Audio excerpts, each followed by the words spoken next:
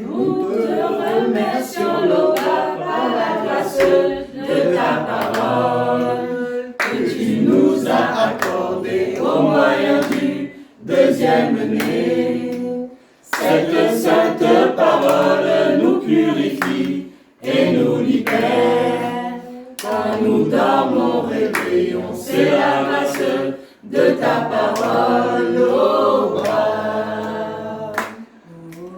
Loba, oh, oh, oh, Loba. Loba, Loba, oh, oh, oh, oh, Loba, oh, oh, Loba. Que le monde sache que c'est toi qui es Loba. Loba, Loba, Loba, Loba, oh, oh, oh, Loba, Loba, Loba, oh, oh, oh, Loba, oh, oh, Loba. Que le monde sache que c'est toi qui es Loba. Nous sommes réunis ici, aujourd'hui, à Lyon, dans un petit bourg à côté de Lyon. Donc, avec la famille, dans une église de maison, ici, sous le toit de notre frère Dino. Donc, on va voir un peu toute la famille en question. On est tous là pour glorifier Tété. Et déjà, nous remercions notre Mouledi, Zouloulassan, qui nous a instruits, qui nous a initiés, qui nous a permis de vivre la spiritualité ici, dans l'unification. Et voilà, ici, nous avons nos supports. Aujourd'hui, l'instruction sera dans Bibel, Kalatambale. Cet ouvrage-là va marquer les temps. Les Bibles, elles sont impactées. Les Bibles, elles sont impactées. On voit leur nudité. On voit comment elles sont des contenus honteux, bourrés d'injustice, d'erreurs, de contradictions. Mais nous, on a le support. Nous, on est connectés à la vérité par la manifestation de la grâce de Loba. Et nous remercions notre Tété pour tout cela. Gloire à Loba. Mes frères et sœurs, allez, on va commencer l'exhortation donc. Gloire à Loba. Alors, aujourd'hui, il nous est donné d'aller dans Essombe, au chapitre 55. Essombe, chapitre 55, c'est à la page 776 dans les éditions les plus récentes. Alors, c'est intitulé « Le mystère et la manifestation de la foi dans le visible ». Le mystère et la manifestation de la foi dans le visible. Il y a donc deux aspects, le mystère et la manifestation. Ce qui est mystérieux, c'est quelque chose qui n'est pas immédiatement perceptible. Ce qui est manifeste, au contraire, c'est ce qui est tout de suite perceptible. Donc la foi, c'est précisément cela. C'est ce qui unit ceux qui la reçoivent avec les réalités du monde invisible. Voilà ce que c'est. Donc, c'est un trait d'union, la foi. C'est un trait d'union. C'est ce qui nous permet d'adhérer à la manifestation de la vérité. Donc, on va rentrer tout de suite dans notre premier verset, qui nous dit, Essombe, mettre sa foi en Loba, c'est être sûr de ce que l'on espère. C'est un moyen d'être convaincu des réalités non visibles qu'on ne voit pas. Donc, ici, Essombe nous parle du fait d'être sûr, du fait d'être convaincu. La foi, c'est cela, c'est donc la confiance dans des réalités qu'on ne voit pas. Et vu qu'on a parlé de mystère, on va préciser quelque peu ce mystère. On va aller dans Essombe 45, verset 12. C'est à la page 768. 45, verset 12, qui nous parle de ce qu'est le grand secret. Et là, Essombe s'exclame, il dit « Oui, incontestablement, il est grand le secret dévoilé dans notre foi. Joki Sabe est venu jadis en tant qu'homme du visible et a été révélé juste par le Mundi et contemplé par les entités, mort physiquement sur le poteau, par les mains des blancs et des sangs mêlés, plus tard élevé dans la gloire. » Donc, la foi, ça nous parle de notre itinérance ici, dans le visible. Le mystère, c'est cela. C'est qu'est-ce qui se passe après la mort. Les gens qui sont qui sont dans des foi basées sur du faux, ils n'ont qu'un aperçu approximatif. Ils se font des représentations erronées de ce qu'il y a après, avec des tests qui sont falsifiés. Mais nous, on a une représentation exacte, cartographiée de ce qui se passe au moment de la mort. Et on a cette assurance. Cette assurance, c'est aussi au moment de la mort, au moment de la rupture avec le visible. On sera dans une disposition qui sera complètement différente. Parce que eux, ceux qui sont dans les religions, ils ne font pas la différence entre le séjour des morts et l'enfer, par exemple.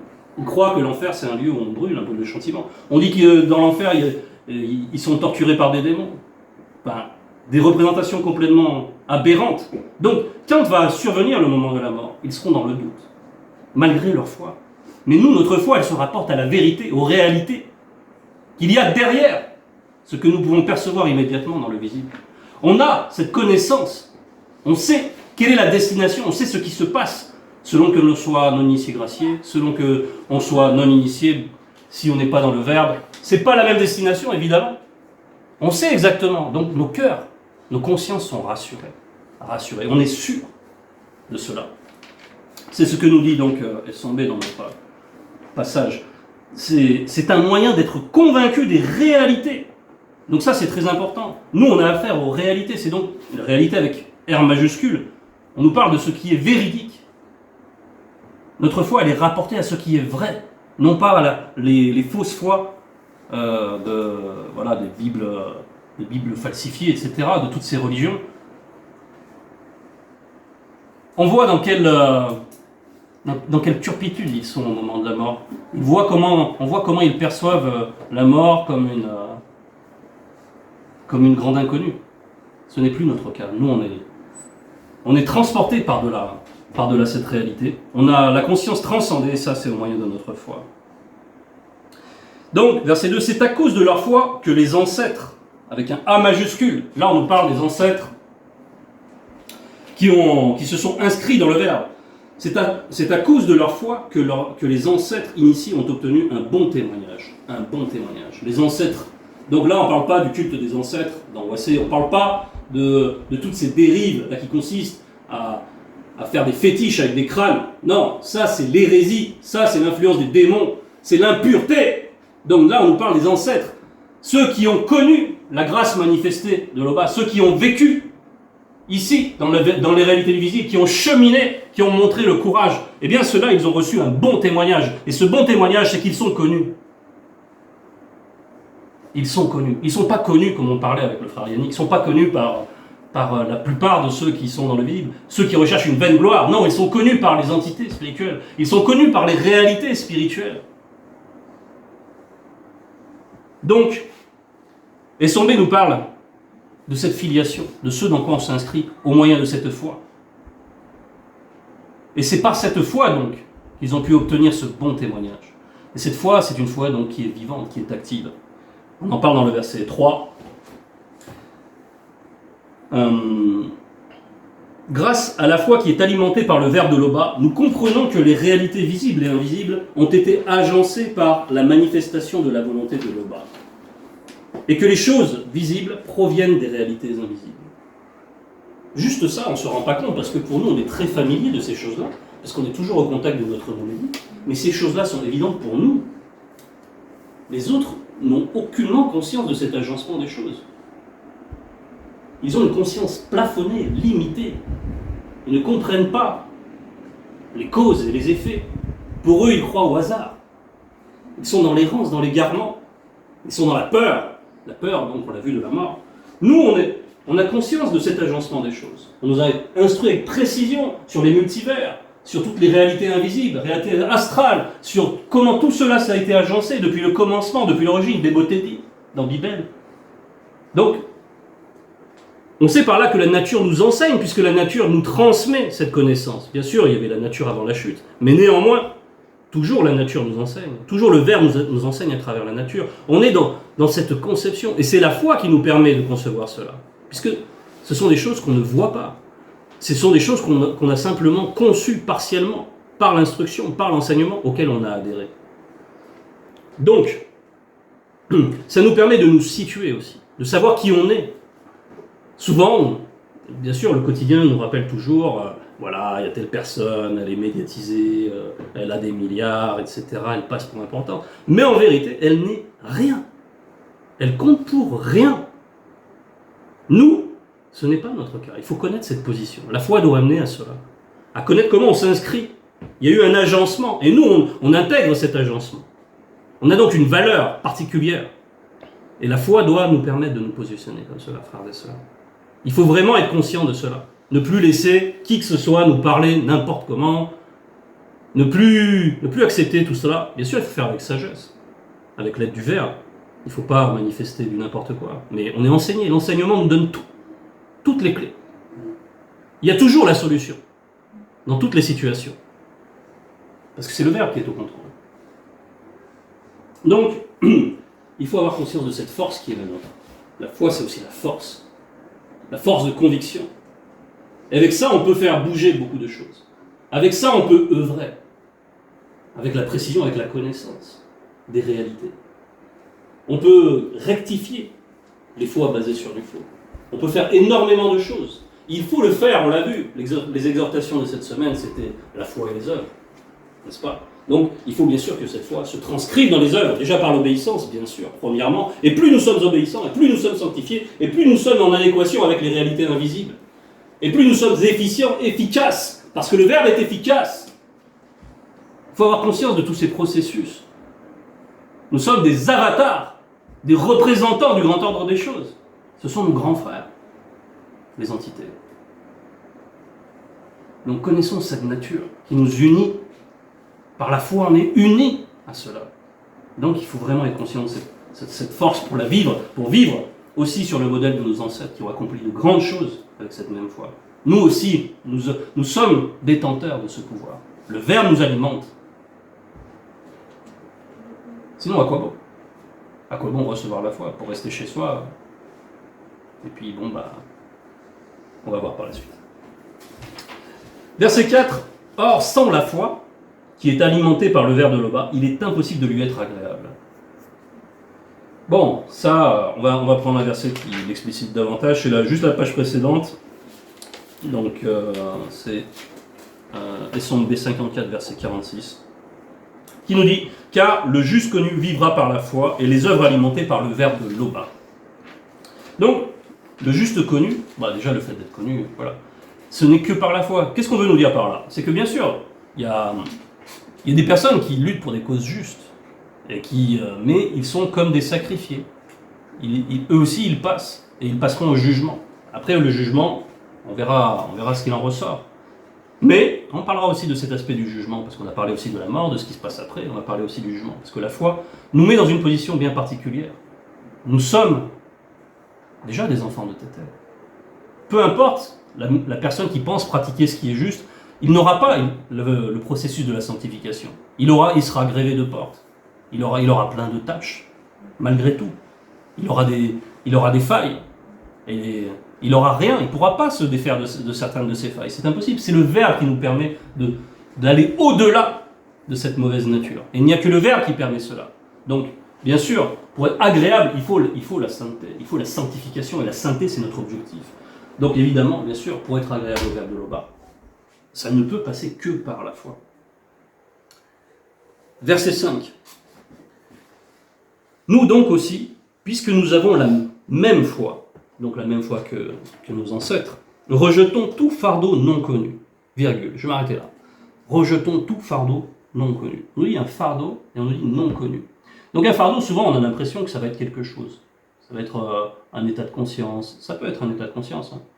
Mais, là, je vais parler plus spécifiquement des fardeaux non connus. Le fardeau, ça crée une pression. On a parlé de la pression. On a parlé de la forteresse qui est notre refuge. On a parlé de tout cela récemment. Donc, un fardeau non connu, par contre, quand on dit non connu, généralement on part d'un être. N'est-ce pas? Donc, un fardeau non connu, c'est surtout, là on nous parle beaucoup de notre entourage.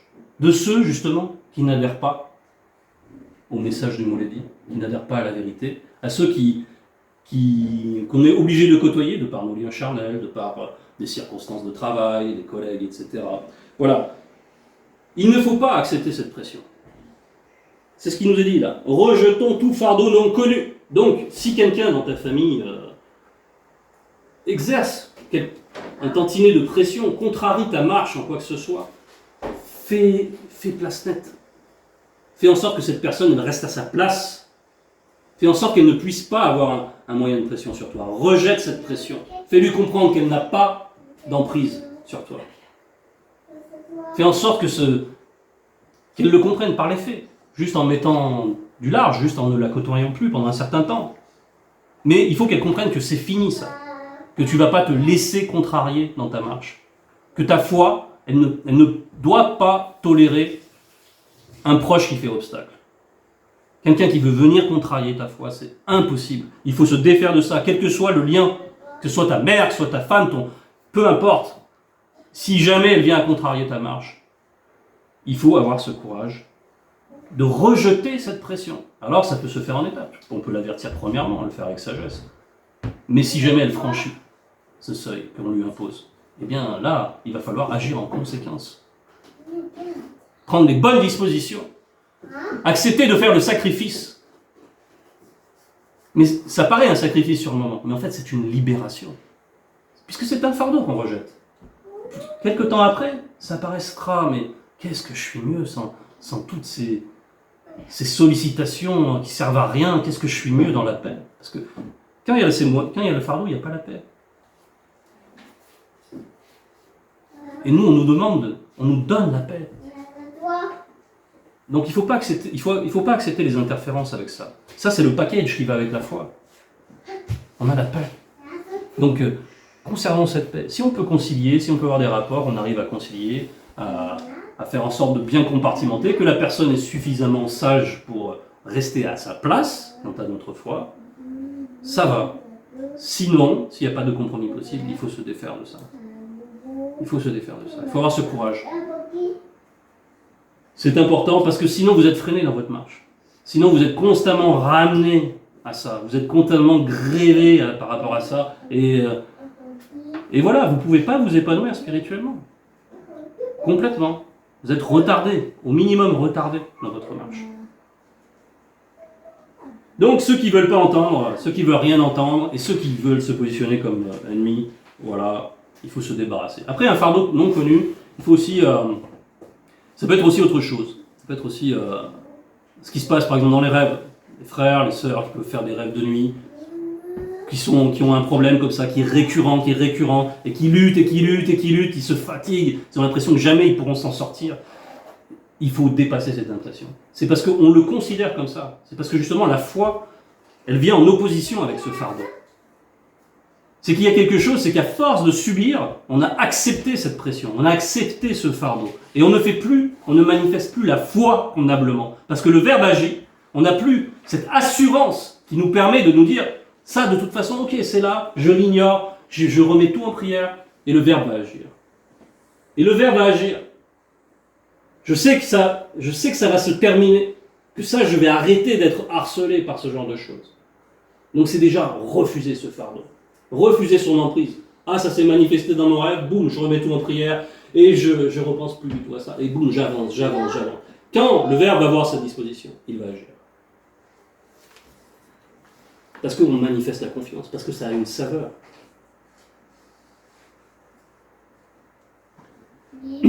Donc, on a parlé des fardeaux connus. Et on nous dit ensuite, je l'ai un peu évoqué, et le péché qui nous enveloppe si facilement. Et le péché qui nous enveloppe. On emploie le terme envelopper, parce que la foi, c'est aussi un bouclier en forme de cercle. N'est-ce pas? Donc quand on enveloppe, on cherche à atteindre par tous côtés. Mais nous, on a un bouclier en forme de cercle, qui nous permet de résister à cela. Donc, il y a aussi, quand on voit, par rapport à ce fait d'être enveloppé, c'est un sentiment aussi, c'est un sentiment particulier, et il faut avoir le réflexe de bien traiter la chose. Ça peut être, par exemple, moi ça m'arrive de le vivre parfois, une somme de frustration dans la journée. Tout est difficile, on a l'impression qu'il n'y a que des embûches, tout ce qu'on essaye, ça échoue, etc. Ça fatigue, il y a les sollicitations diverses et variées, on est frustré, en fait. Quand on a tout ça, on commence à sentir une sorte de complexion bizarre, et on a envie de se distraire plutôt que d'aller dans la prière, par exemple. pour essayer d'oublier un peu ces soucis. Et en fait, d'une part, on ne fait que reporter les choses, quand on va vers la distraction, pour essayer de se soulager. On ne fait que reporter, on ne fait que différer, parce qu'une fois qu'on aura fini de se distraire, après, cette conscience va revenir avec tous les problèmes attenants, etc. Et on n'aura pas traité la chose, et ça va encore nous perturber dans notre marche, et on n'aura toujours pas la paix. Donc la distraction, ce n'est pas ce qu'il faut. Il faut la vie spirituelle, il faut la vie de prière. La foi, ça donne la vie de prière. Donc quand on ressent ces choses, il faut être particulièrement attentif à bien réagir. Quand on ressent ces frustrations, etc., il y a trop de négativité. Et on sait que les sentiments négatifs, ça ouvre des portes. Donc quand on a ces sentiments négatifs, il faut avoir ce réflexe d'aller dans la prière, de demander d'être soulagé. Et tout de suite, quand on va évoquer l'Oba, juste de se dire que l'Oba vit inexplicablement par-delà toute réalité, alors, juste de prononcer ces mots, de les concevoir, parce que la foi, elle nous connecte à nouveau avec les réalités invisibles, avec ce qui dépasse même les réalités invisibles, parce que l'Oba vit inexplicablement par-delà ces réalités. Eh bien, déjà nos soucis commencent à se désagréger, juste par cette conception-là. On en s'en remet au verbe, on va ressentir la sainte présence éventuellement dans la prière qui va nous inspirer, etc., etc. Parce que parfois on prononce des mots, on ne sait même pas comment on est arrivé à prononcer, on dit waouh, c'est beau, souvent on les dit, on t'en parle, on est étonné parce qu'on peut manifester des fois, parce qu'on a l'inspiration. Et juste ça, ça va tout relativiser, tout le reste va paraître insignifiant. Tout ça, on va remettre tout ça au verbe et hop, et on avance, et on demeure dans la paix. On demeure dans la paix. Donc, on a parlé du péché qui nous enveloppe si facilement. Et courons spirituellement. Bon, maintenant, on s'est débarrassé de tous ces entraves. Alors, courons spirituellement.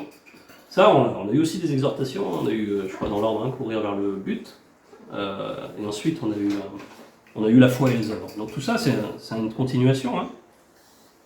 Et on nous dit donc, une fois qu'on est débarrassé de ces poids-là, courons spirituellement avec persévérance, bien sûr, dans la carrière qui nous est ouverte, ayant les regards sur le verbe de l'Oba. Donc les regards, c'est de l'attention. Hein. N'accordons pas trop d'attention aux choses visibles. On est obligé de les traiter. Le quotidien, ça prend beaucoup de temps dans la journée, toutes les contraintes, le travail, etc., les enfants, nanana. Mais ménageons toujours ces moments-là précieux où on doit se ressourcer.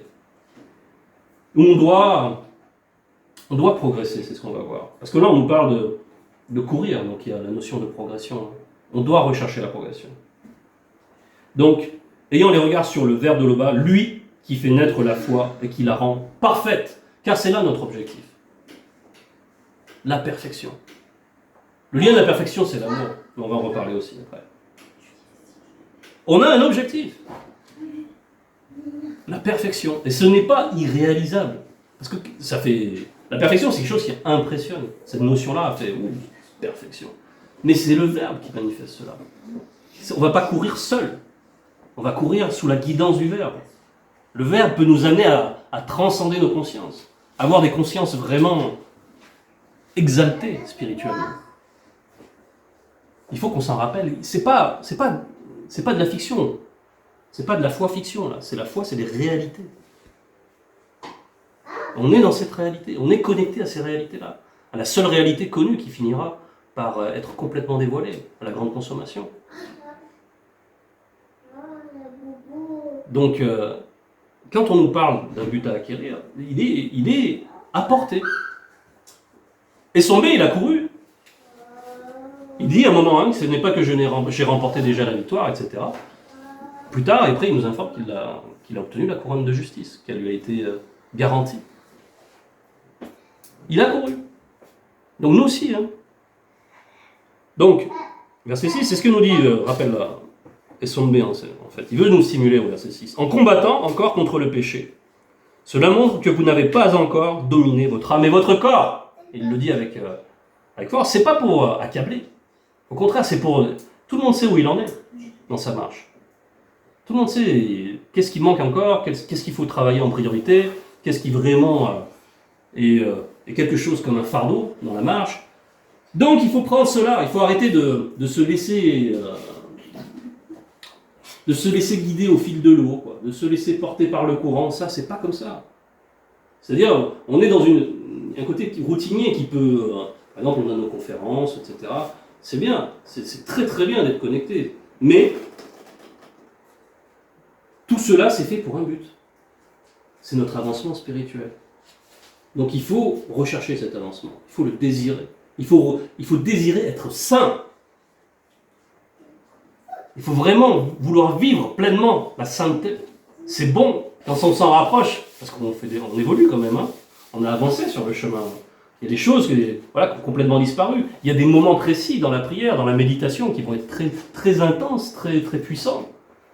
Et là, on est vraiment dans une forme d'extase, même si elle n'est pas complète, parce que la complétude, c'est après. Mais on est vraiment très, très proche de certaines choses. Et on a envie de demeurer dans cet état. Mais toujours, on est obligé d'aller puiser. Eh bien, continuons à puiser. Puisqu'il faut l'alimenter, alimentons. C'est ça, la foi. La vie de la foi, il faut puiser, il faut vivre cela, il faut courir. Donc, c'est ce que veut nous dire ici SMB. Il y a du chemin à parcourir et ne pas se laisser porter par le courant. Verset 7, recherchez la paix avec tous les initiés et la sanctification, sans laquelle personne n'entrera dans le grand ordre des choses. Donc voilà ce que nous recherchons. Il ne faut pas la rechercher, il faut se dire, voilà, après, voilà, ça c'est avec le verbe, c'est chacun dans son rapport avec le verbe. Pourquoi rechercher la sanctification? Qu'est-ce que ça nous apporte? Il faut savoir ce que ça nous apporte. Il faut savoir pourquoi on la veut. Ça, c'est propre à chacun.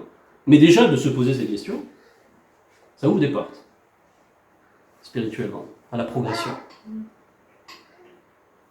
Donc il faut avoir une idée déjà bien déterminée de ce qu'on veut accomplir. Et le moyen, c'est la foi, bien sûr, et la vie spirituelle qu'il y a derrière la foi. Donc, rechercher la paix avec tous les initiés et la sanctification. On va parler de la paix, on l'a un petit peu évoqué. On va aller dans les Sondes B 32, verset 3. C'est la page 753.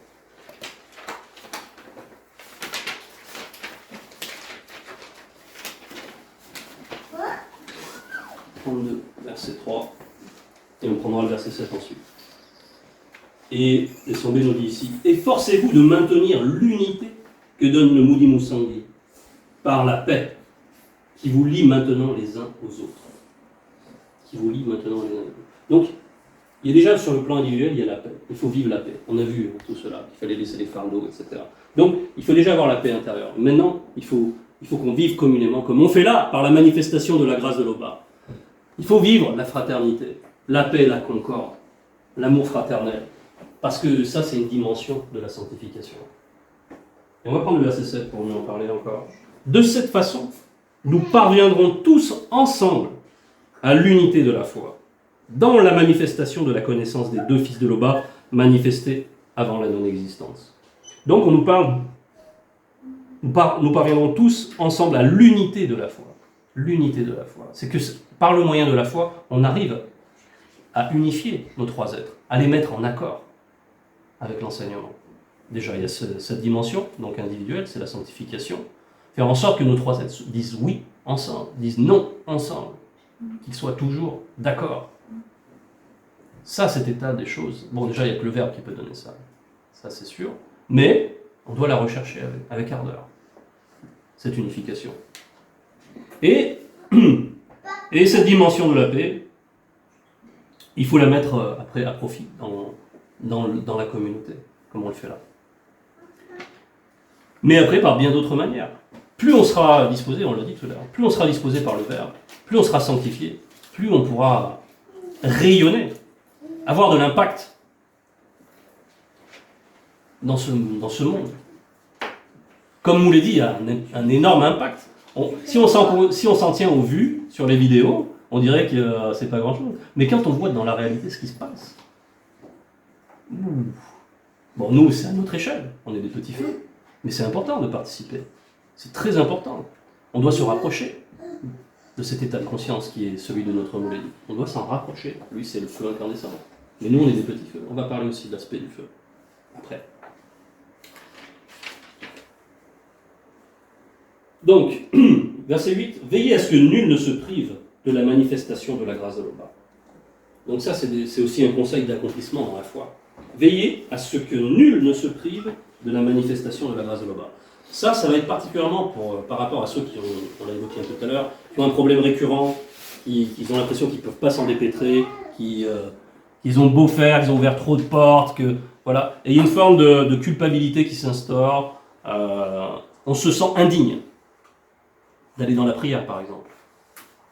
Ça peut arriver, parce que la personne s'est laissée aller, elle a fait de nuit n'importe quoi, et on a ça. Mais tant que le Verbe te permet d'être encore là, d'écouter les enseignements, c'est que pour toi, tout n'est pas joué, tout n'est pas déterminé.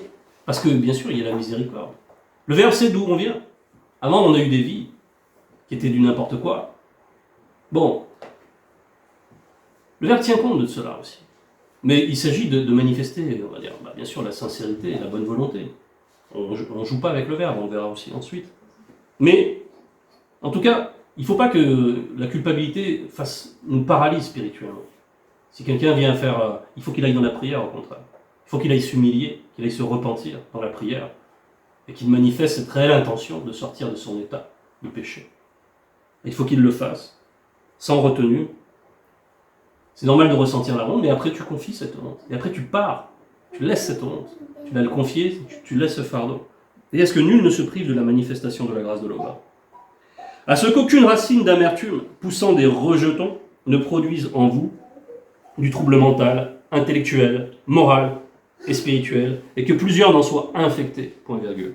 Bon, là on nous parle à ce qu'aucune racine, donc la racine c'est ce qui est invisible, hein. C'est ce qui se passe à l'intérieur de nous, les racines d'amertume.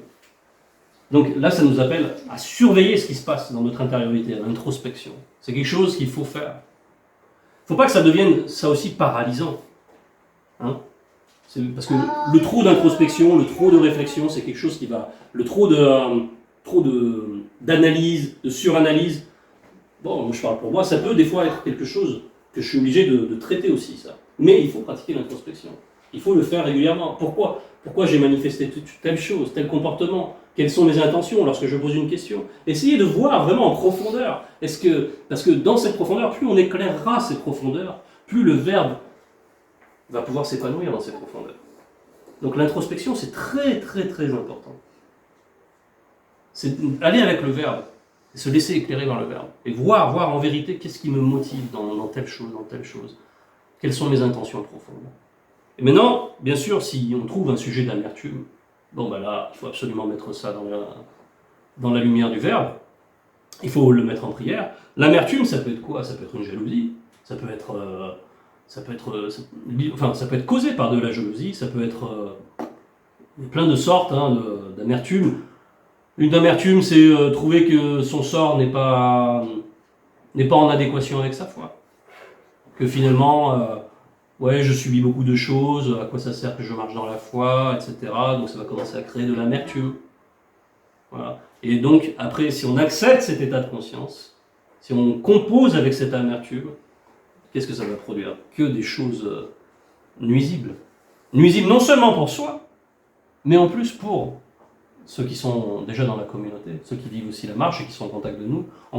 Ça se trouve, ce mécontentement va arriver à un point tel qu'on va oser parler du Mouledi avec une certaine familiarité, comme s'il était n'importe qui. On va l'appeler par son prénom du visible.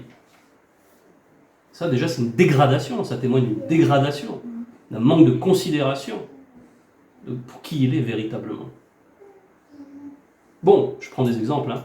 Ça peut être beaucoup de choses, mais poussant des rejetons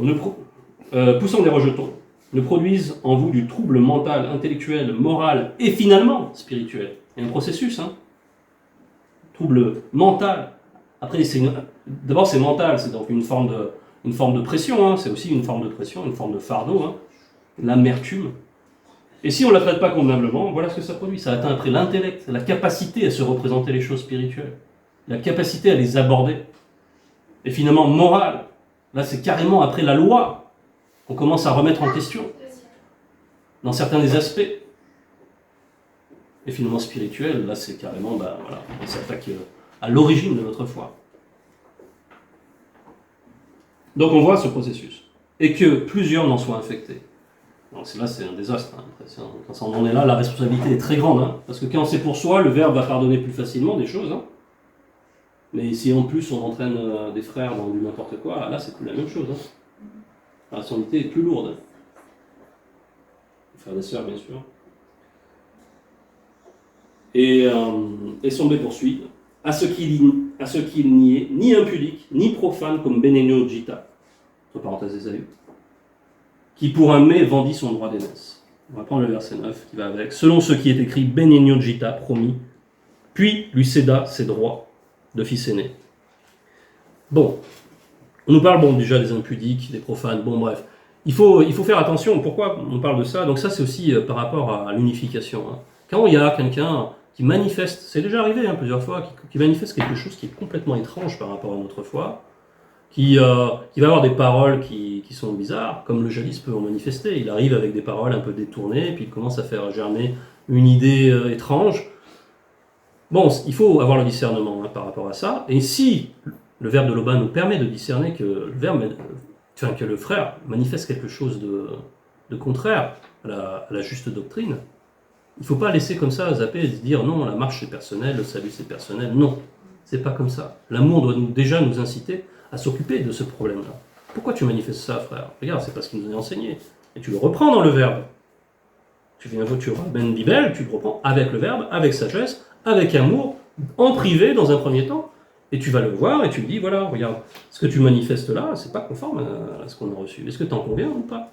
S'il n'en convient pas, s'il manifeste une forme de résistance, de raidissement, d'orgueil, je m'avance peut-être un peu, mais il y a une résistance en tout cas, à ce moment-là, on a un protocole, vous le connaissez, hein. Après on peut référer aux administrateurs, etc. Mais en tout cas, il est de notre devoir de ne pas laisser filer ça. Hein. C'est important. Il faut traiter la chose. Alors ça peut être bénin si ça se trouve, hein, mais il faut quand même l'examiner. Ça se trouve c'est quelque chose, c'est juste qu'il il avait mal compris quelque chose, mais il faut examiner si vraiment c'est juste une mauvaise compréhension, ou s'il y a des racines plus profondes, des racines d'amertume. Voilà. Et ça c'est de notre devoir. Et là après on nous parle de Benegno Gita, donc oui, des gens qui seraient dans le groupe et qui se comportent de manière charnelle en gros. Benegno Gita, il avait une approche charnelle des choses, et cette approche charnelle des choses prévalait sur l'enseignement. C'est pour ça qu'il a pris une femme qui était non initiée, il a pris, ça a accablé ses parents, ça a généré du trouble, tout cela. Donc, si on voit un frère qui se comporte de la sorte, il est de notre devoir déjà de le reprendre, personnellement, et ensuite le traiter convenablement. Verset 10. Ainsi donc, vous vous êtes approchés spirituellement par la foi de la montagne sacrée des initiés, de l'assemblée des initiés, Ébassi, entre parenthèses l'Église, de Longadapi, entre parenthèses Jérusalem céleste, des myriades qui forment les cœurs des entités du grand ordre des choses, de l'assemblée des premiers-nés non visibles de l'Oba. Tout cela, on s'est approché de tout cela. Nous sommes héritiers de tout cela. Donc, ici, et Sombé ravive la perspective de tout cela. C'est notre foi qui adhère à tout cela. Et ici, il y a encore l'adoration qu'on va pouvoir manifester. Il y a la manifestation de la gloire de Tété par les deux. Il y a la plénitude, la joie éternelle. Voilà quelle est notre demeure. Voilà quel est notre but. Voilà pourquoi on a la foi. C'est pour cet objectif-là. Et il est réel. Il est réel. Les autres sont dans l'erreur, dans le mensonge. Ils sont dans les fantasmes. Nous, on a cette grâce indicible. Nous sommes richissimes.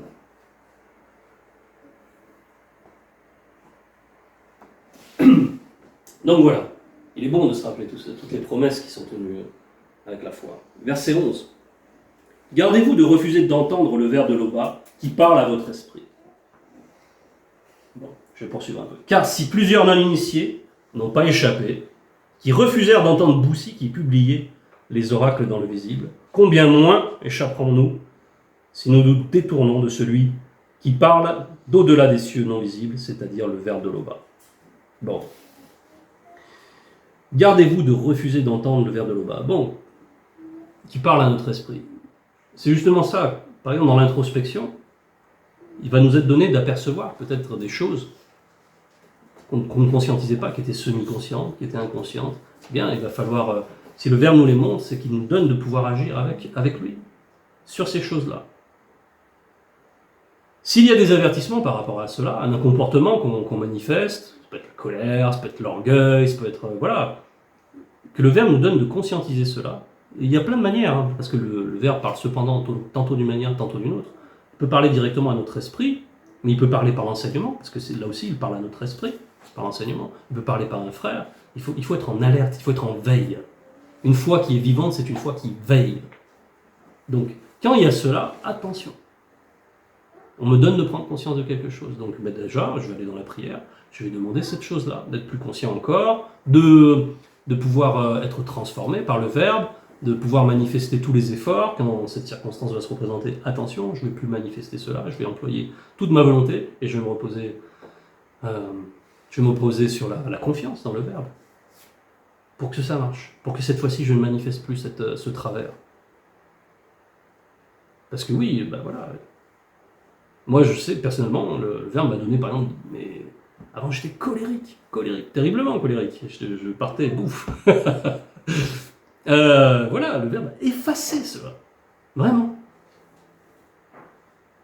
Parce que j'ai vraiment voulu tout faire pour que ça arrête. Déjà parce que j'ai fait des expériences, le Verbe m'a montré. Il m'a parlé de plein de manières. Que ça, non, tu continues comme ça va très mal se passer. Et si tu veux en faire qu'à ta tête, si tu veux continuer à te buter comme ça peut aller très loin. Ça peut être la mort physique, ça peut être autre chose encore. Bon, verset 12. C'est pourquoi, recevant un royaume inébranlable, montrons notre reconnaissance en rendant à Loba un culte qui soit agréable à son Père, avec piété et avec crainte du respect qui lui est dû. Car le Verbe de Loba est aussi un feu dévorant. Elles sont définies sur cette facette, parce que c'est une facette du Verbe, le feu dévorant. C'est pas pour menacer en fait. C'est pas du tout pour ça. Vraiment pas. C'est pour ça qu'il faut concevoir que on doit être des petits feux. Si on est des petits feux, cette facette du Verbe ne nous effraie en rien. Puisqu'on adhère à cela. On a la même nature. On doit être initié dans toutes les facettes du Moulimus Sangui. Et ça, c'est une facette. D'accord ? Le feu. Le feu dévorant. On nous parle de la crainte, du respect qui est dû à Tété. Elle n'est pas liée à ce feu, hein, parce que l'amour parfait bannit la crainte. L'amour parfait bannit la crainte. C'est là qu'il savait. N'est-ce pas ? Donc, si on est dans cet amour parfait, on a la crainte du respect qui est Loba, c'est juste la considération pour Loba. C'est juste, voilà, c'est juste normal, ça fait partie de l'amour. Ça fait partie de ce qu'on appelle le respect, c'est le respect. Et c'est pas quelque chose qui est, qui est terrifiant pour nous, dans la mesure où on a adhéré à l'enseignement. C'est ce qui va faire qu'on aura cette assurance. Il faut qu'on ait ce degré d'assurance-là. Qu'on soit plus dans la crainte du châtiment. C'est qu'on soit suffisamment avancé dans la sanctification pour être disposé comme ça. C'est pour ça aussi qu'il est dit que le jugement sera conforme à la justice. Et ceux qui ont le cœur droit l'approuveront. Alors c'est la justice divine, pour être précis dans le latin balai. Parce que si on est consubstantiel à ce feu, c'est juste normal, c'est juste notre nature. Notre nature, elle approuve le jugement. Donc il faut ce degré-là de fusion. Voilà. Il met la barre là où il faut, et son bête, c'est tout. Là où il faut, hein. Pas plus, pas moins. Donc, voilà, le message, c'est ça. Il ne faut pas s'endormir. C'est pas parce qu'on est dans l'acquis savait qu'il faut se laisser porter. Recherchons l'avancement spirituel. Recherchons la sanctification. De vivre la sainteté. C'est bon, hein. Plus on progresse, plus on sent que, voilà, ça c'est la bonne voie. Voilà, c'était le message, frères et sœurs. Toute gloire à Loba. Gloire à Loba. poussez spirituellement à nos pas et cris de joie. Vous tous habitants connus de l'Océan, le continent, chantez la gloire de son nom, célébrez la manifestation de sa gloire par vos louanges. Oloba, tu es loué, tu es seul créateur véritable, Oloba, l'adoration n'est qu'à toi, ton verbe, tu nous as libérés, Oloba, tu es loué, tu es seul créateur véritable, Oloba, l'adoration n'est qu'à toi, ton verbe, tu nous as libérés.